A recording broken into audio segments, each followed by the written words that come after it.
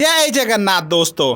आज मैं दिखाने जा रहा हूँ, मेरा एक प्यारा सा दोस्त मुझे गिफ्ट किया है और ये देखिए गिफ्ट के ठीक ऊपर में ही जगन्नाथ जी का फोटो है। अभी देखते हैं गिफ्ट में है क्या, उसको मैं आज अनबॉक्सिंग करने जा रहा हूँ। ये देखिए, जी हाँ दोस्तों, इस सेलोटेप को काट लिया हूँ। अभी देखते हैं।